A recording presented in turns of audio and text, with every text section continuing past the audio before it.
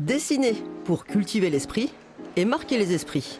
Dubouillon, 81 ans, croque la vie, toujours avec un trait d'humour.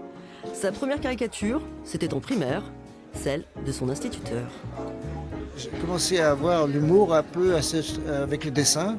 Je voulais exprimer ma manière de penser avec l'illustration. Donc le dessin me convenait très bien. Rapidement, il trouve son personnage, un personnage qui lui ressemble drôlement. Petit à petit, ce personnage me plaisait. Donc j'ai essayé de devenir professionnel après pour essayer d'entrer dans un journal, ce qui était compliqué. À l'époque, il n'y avait pas Internet, n'existait pas. Il n'y avait même pas ce qu'on appellerait le fax, est venu après. Belle invention pour les dessinateurs, le fax. Début des années 80, il marque les lecteurs du journal Le Progrès. Ses dessins ne traitent que de l'actualité nationale et sont publiés chaque dimanche.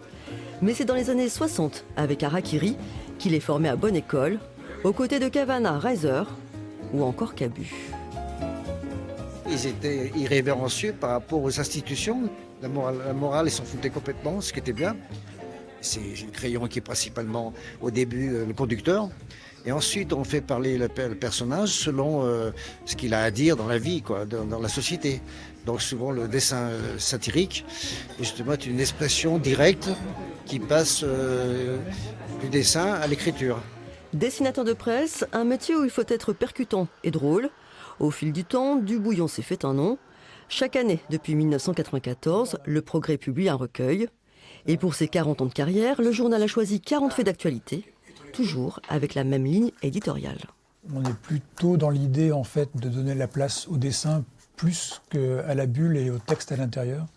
Parce qu'on se rend compte quand même que plus le texte est long, et moins le dessin parle de lui-même, en fait que l'illustration serve à quelque chose et que la bulle et le texte soient un complément. Si les cafés lyonnais proposent toujours Le Progrès aux clients, c'est désormais sans les dessins de Dubouillon, fraîchement retraité.